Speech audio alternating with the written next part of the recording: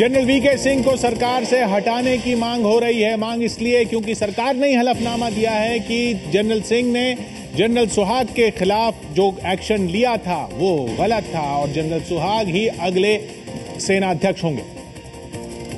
सरकार ने खुद ने लिखित रूप से हलफनामे में जब ये अविश्वास मत प्रकट किया है, लिखा है, स्पष्ट लिखा है, तो और कोई विकल्प नहीं होता। ये मंत्री महोदय काउंसिल ऑफ मिनिस्टर्स में नहीं हो सकते। अगर थोड़ी बहुत भी दयानतदारी बची होगी तो जनरल वीके सिंह को अपने पद से इस्तीफा देना चाहिए। जब ये लोग विपक्ष में थे तो कुछ और भाषा बोलते थे, जब ये सत्ता में आ गए हैं उनको पार्टी में ले लिया, अब कुछ और भाषा बोल रहे हैं। संसद के बाहर तो विदेश राज्य मंत्री वीके सिंह विरोधियों के निशाने पर रहे ही संसद में भी वीके सिंह की बर्खास्तगी की मांग उठ गई। The language used by him in a tweet this morning, which I think is highly derogatory. And I hope that the government is taking note of this and that he will be dismissed from the Council of Ministers. V K Singh जब सेना प्रमुख थे तब उन्होंने साल 2012 में एक मामले को लेकर सुहाग के खिलाफ कार्रवाई करते हुए उनका प्रमोशन रोक दिया था। बाद में सुहाग का प्रमोशन भी हुआ और अब वो सेना प्रमुख भी बनने वाले हैं। As far as the government is concerned, the appointment is final and the government fully stands behind. साल 2011 में असम के जोरहट में सेना के जवानों ने कार्रवाई की थी। सुहाग उस कमांड के प्रमुख थे। मई 2012 में इस कार्रवाई को लेकर तत्कालीन सेना प्रमुख जनरल वीके सिंह ने सुहाग के खिलाफ अनुशासनात्मक कार्रवाई की और उनका प्रमोशन रोक दिया। वीके सिंह जब रिटायर हो गए तो जून 2012 में सेना प्रमुख विक्रम सिंह ने सुहाग पर से बैन हटाया और उनका प्रमोशन कर दिया।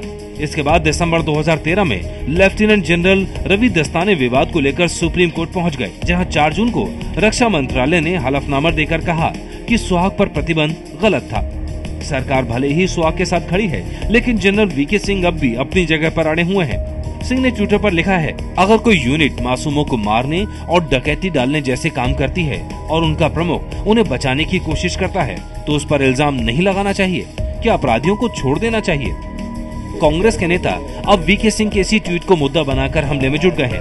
आपको बता दें कि ट्विटर की वजह से ही मनमोहन सिंह के जमाने में विदेश राज्य मंत्री शशि थरूर की कुर्सी चली गई थी।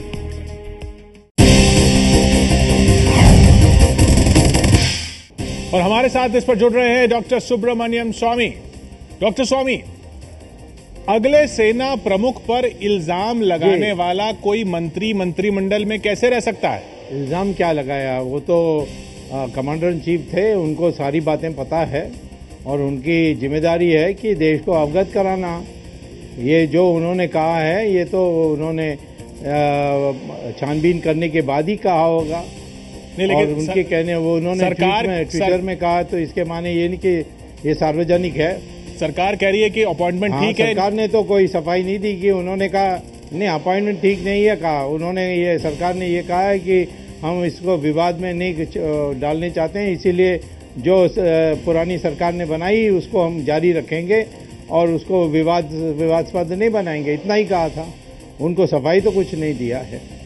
नहीं अब मैं ये समझता हूँ कि जब सिविलियन कंट्रोल होती है मिलिट्री की, तो हम लोगों को तो अधिकार है कि जो कमांडर इन चीफ होगा, अगला कमांडर इन चीफ, वो किसी की चमचा ना बने, किसी के एहसान पर ना बने और उसका पूरी जो भूमिका है वो बिल्कुल देशभक्त का होना चाहिए। ये तो हम लोग सिविलियन जो जीवन में है, ने जो एफिडेविट दिया है क्षेत्र में है, एफिडेविट जो दिया है वो वीके सिंह के बातों के खिलाफ है। सरकार ने उस एफिडेविट को माना है। आज अरुण जेटली ने खुद कहा कि नियुक्ति ठीक है। नहीं, नियुक्ति ठीक है ऐसा नहीं कहा। उन्होंने कहा कि हम इसको छेड़ेंगे नहीं। और जहां तक एफिडेविट है ये कांग्रेस सरकार ने बनाई थी और हमारी गलती थी कि इसको हमने पेश किया। अब हो जाता कभी। कांग्रेस सरकार ने भी राम को मिथ्या कहा था और राम सेतु को काल्पनिक कहा था। आप कह रहे हैं कि वो एफिडेविट फाइल किया था तो उस समय गलती हुई है या एफिडेविट फाइल हुआ है? किसी मंत्री का मैं समझता हूं इससे एफिडेविट फाइल नहीं होना चाहिए था। दूसरा सवाल ये कि सरकारी एफिडेविट के खिलाफ फिर किसी मंत्री को ट्वीट करना चाहिए क्या? चलिए एफिडेविट फाइल हो गया, लेकिन एक मंत्री ट्वीट कर रहा है उस एफिडेविट के खिलाफ, वो उसमें क्या है? वो तो अपनी राय व्यक्त कर रहे हैं। वो तो ट्विटर में जो उनके फॉलोअर्स हैं उनको तो बताने की उनकी अधिकार है। इसमें कोई ट्विटर, कोई ऑल इंडिया रेडियो नहीं है और दूरदर्शन नहीं है, एबीपी नहीं है। लेकिन वो न्यूज वो उन्होंने सार्वजनिक कहा, वो मंत्री हैं, वो ट्विटर मंत्री में कहा आपने उसको सार्वजनिक किया है, तो क्या है, मंत्री को राय नहीं रख सकते?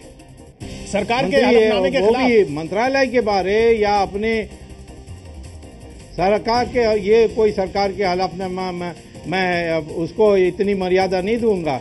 ये गलती से फाइल हो गई है और इसको वापस लेना चाहिए। आप कह रहे हैं हलफनामा वापस लेना चाहिए, दुरुस्त करके उसको फाइल करना चाहिए। तो वही मेरा तीसरा सवाल है, आप हलफनामे से सहमत हैं? सरकार का हलफनामा सहमत हैं आप? मैं सरकार ने जो फाइल किया जिसमें वीके सिंह के बारे अनाप शनाप बातें कही है, ये हमारी सरकार को गौरव नहीं देती है, हमारी सरकार के लिए प्रतिष्ठा के लिए अच्छा नहीं है। इसको वापस करनी चाहिए और दुरुस्त करके फिर फाइल करनी चाहिए कि हम इस जो सरकार ने, जो पिछली सरकार ने नियुक्ति की है, उसको हम जारी रख रहे हैं। इतना ही कहना चाहिए, इससे ज्यादा नहीं कहना चाहिए। इसी से जुड़ा मेरा अगला सवाल कि ये जो अगर हलफनामा आप कह रहे हैं कि गलती से फाइल हो गया है, इसको दुरुस्त करके फाइल करना चाहिए, इसमें जो बातें वीके सिंह के खिलाफ लिखी गई हैं ये नहीं होनी चाहिए, क्या अगर कोई फुल टाइम रक्षा मंत्री होता तो ये नहीं होता? ये मैं नहीं जानता, ये तो प्रधानमंत्री निर्णय करनी चाहिए, क्योंकि उसी का अधिकार है कौन कितना मंत्री के ऊपर कितना बोझा डालना जाना चाहिए। नहीं, लेकिन एफिडेविट अगर ये फाइल हो गया है और सरकार को पता नहीं चला, तो ये इल्जाम तो आप पिछली सरकार पर लगाते थे। अभी आपकी सरकार बनी, आपको भी पता नहीं चल रहा क्या हो रहा है? भाई देखो, हमारे मुंह पर शब्द, मुंह में ऐसे शब्द मत निकाली जो मैंने कहा नहीं। मैंने ये कहा था कि एफिडेविट जो फाइल होते हैं ये क्लार्क फाइल करता है कोर्ट में। ये पहले से तय था, ये पहले से तैयार था और उसको क्लर्क को किसने कहा ये पता करना चाहिए। किसने कहा कि जाकर फाइल करो इसी ड्राफ्ट को? किसी को दिखाए नहीं, कोई अटॉर्नी जनरल नहीं, कोई इसमें डिफेंस मिनिस्टर की कोई रिस्पॉन्सिबिलिटी नहीं है। वो तो उसने इसमें रक्षा मंत्री की कोई जिम्मेदारी नहीं है। वो तो इसमें मैं नहीं जानता हूं, क्योंकि उन्होंने इंक्वायरी मांगी है। आज की अखबार में आई है कि अरुण जेटली ने इस पर इंक्वायरी के लिए मांग की है कि ये एफिडेविट कैसा फाइल हुआ, ये उन्होंने खुद पूछा है। लेकिन वो एफिडेविट के साथ खड़े हैं, संसद में साथ खड़े हैं, वो एफिडेविट के साथ खड़े हैं संसद में। देख, ये आप तो ऐसे हैं जैसे जो निष्कर्ष निकाले, कहाँ साथ खड़े हैं? उन्होंने अपॉइंटमेंट के साथ खड़े हैं, एफिडेविट के साथ नहीं खड़े हैं। ये बार बार क्यों कहते हैं एफिडेविट के साथ खड़े हैं?